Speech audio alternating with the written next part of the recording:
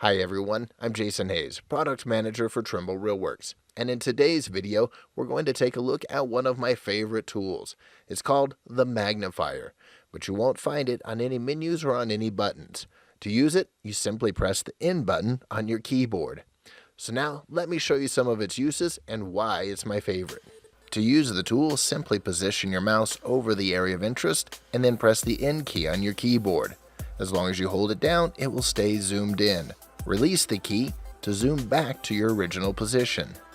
In addition, you can use the plus and minus keys on your numerical keypad to increase the viewable area or to reduce it. Now let's look at an example of using the magnifier to create line work or feature codes. As you can see, we can zoom in to make sure we're clicking on exactly the point we want, making sure it's in the correct position, and then when we release the key, it zooms us back out so we can keep track of our progress. And again, it's so powerful, being able to quickly zoom in and see clearly right where you're going to create the point.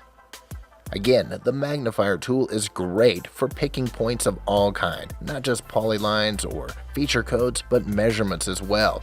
In this case, I'm going to measure this clearance on this lane by clicking on the road, and then using the magnifier in combination with the vertical measurement tool to zoom in here and make sure I'm positioning that measurement point exactly where I want it. Now I'd like to show you how to use the magnifier in combination with the segmentation tool. In this example, I want to remove this person from these scans of these historic structures. So what I'm going to do is press the N button on the keyboard to zoom in right where they're standing. Then I'm going to use the plus and minus buttons on the numerical keypad to adjust the viewing area so I see just where they're standing. Once I've got that the way I want, I'm going to select the point cloud and open the segmentation tool. Then I just want to create a fence just around where they're standing.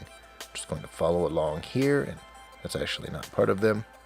Okay, once I've got them isolated, then I'm going to press O on the keyboard to remove them from the point cloud.